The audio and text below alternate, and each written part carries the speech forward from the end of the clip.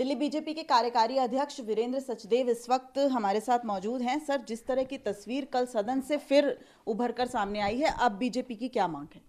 देखिए, कल जो हुआ वो शर्मनाक है, उसकी जितनी निंदा की जाए कम है और ऐसी घटनाएं होनी नहीं चाहिए। और शैली ओबराय ने जो घोषणा की है 27 तारीख की दोबारा मतदान कराने की, वह संवैधानिक है, लोकतांत्रिक है, संभव नहीं है क्योंकि मतदान प्रक्रिया पूरी शांतिपूर्ण तरीके से संपन्न हुई है। रिजल्ट को लेकर उनको आपत्ति है और रिजल्ट बनने के बाद टेक्निकल एक्सपर्ट कमेटी द्वारा उनका काम सिर्फ अनाउंस करना था, ना कि रिजल्ट के प्रभावित करना। तो महापौर ने अपनी पद की गरिमा का ध्यान नहीं रखा है। हम उनसे निवेदन करते हैं कि इस विवाद से बचें, इस रिजल्ट को अनाउंस करें। अगर वो रिजल्ट अनाउंस नहीं करती हैं तो जो भी लोकतांत्रिक तरीके से हमें करना होगा, विरोध करेंगे, सदन में विरोध करना होगा और अगर न्यायपालिका जाना होगा तो वो भी रास्ता खुला है। दोबारा चुनाव का बीजेपी हिस्सा नहीं बनेगी? बिल्कुल नहीं बनेगी। मैं पहले ही कह रहा हूँ, गलत है। दोबारा चुनाव हो ही नहीं सकता, ये बात उनको भी समझ में आ जाएगी। आप डीएमसी एक्ट धारा 490 की जो बात कर रहे हैं, उसमें निगम भंग करने की बात कर रहे हैं, लेकिन निगम भंग जो हाथापाई हमने देखी वो दोनों तरफ से ही हो रही थी। सिर्फ आम आदमी पार्टी के जो नेता हैं उन्होंने भी कई वीडियोस जारी किए हैं जिसमें बीजेपी के पार्षद हाथापाई करते नजर आ रहे हैं। यहाँ तक कि उनका ये भी दावा है कि दिल्ली के मेयर पर भी जानलेवा हमला किया गया और पुलिस को बुलाना पड़ा। मैं आपको सिलसिलेवार बताता हूँ। जहाँ तक महापौर की बात है, वो एक भी वीडियो दिखाएं जिसमें बीजेपी का पार्षद उन्हें छू रहा हो। पास जाके विरोध करना वो विषय अलग है।